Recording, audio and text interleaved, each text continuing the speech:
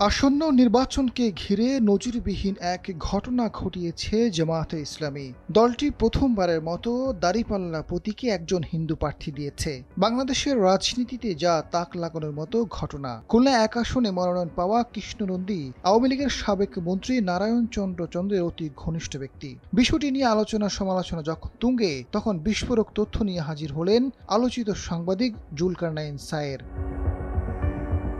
জানা গেছে, কৃষ্ণনন্দী ডুমুরিয়া উপজেলা জামায়াতের হিন্দু কমিটির সভাপতি, পেশায় একজন ব্যবসায়ী। তিনি পারিবারিকভাবে ব্যবসার হাল ধরেন। মোটরসাইকেল শোরুম, তেল, রড, সিমেন্ট ও টিনের ব্যবসা ছিল তার। কৃষ্ণনন্দীর দাবি, ২০০৩ সালে খুলনা ১ আসনের সাবেক জামায়াতের এমপি মিয়া গোলাম পরোয়ারের হাত ধরে তিনি জামায়াতে যোগ দেন।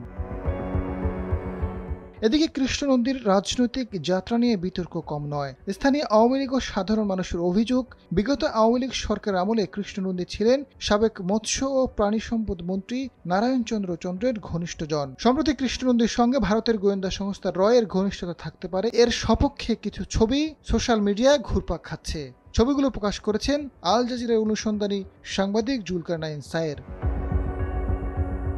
স্থানীয় ব্যবসায়ীরা জানিয়েছেন, ক্ষুব্ধ জনতা কৃষ্ণনন্দীকে আওয়ামী লীগের দোসর মনে করে তার ব্যবসা প্রতিষ্ঠান ও বাড়িতে আগুন দেয়। নিজেকে বাঁচাতে এখন জামাতের ঘাড়ে বসেছেন তিনি। তবে অভিযোগ অস্বীকার করে কৃষ্ণনন্দী জানান, ব্যবসায়ী হিসেবে মন্ত্রীর সঙ্গে সম্পর্ক ছিল, কিন্তু ঘনিষ্ঠতার কথা অতি রঞ্জিত করা হচ্ছে।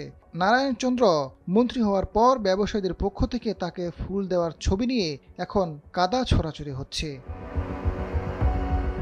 কৃষ্ণনন্দী দাবি করেন, ২০০৩ সাল থেকে জামায়াতের রাজনীতিতে যুক্ত এবং ধর্মীয় সম্প্রীতি ও সংখ্যালঘু বান্ধব মনোভাবের কারণেই তিনি এ দলের প্রতি আস্থাশীল।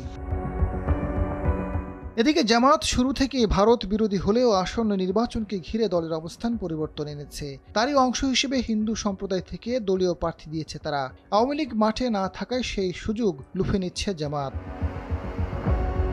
এদিকে জুলকারনাইন সায়েন তার পোস্টে জানান, প্রতিবেশী রাষ্ট্রের বিতর্কিত ব্যক্তি ওয়ার্ল্ড হিন্দু স্ট্রাগলের প্রতিষ্ঠাতা সভাপতি শিপন কুমার বসুর সঙ্গে কৃষ্ণনন্দীর অত্যন্ত বন্ধুত্বপূর্ণ সম্পর্ক বিদ্যমান। এর মধ্যে ১৫ ফেব্রুয়ারি ২০০৩ সালে শিপন ও কৃষ্ণনন্দীর মধ্যকার কিছু ছবি প্রকাশিত হয়েছে। একই বৈঠকে ভারতের অভ্যন্তরীণ গোয়েন্দা সংস্থা আইবি সংশ্লিষ্ট একজন কর্মকর্তা উপস্থিত ছিলেন। কৃষ্ণনন্দী ২০২৩ সাল থেকে অদ্যাবধি ২২ বার ভারত গমন করেছেন। আজাদ ফারুক, সময়ের আলো।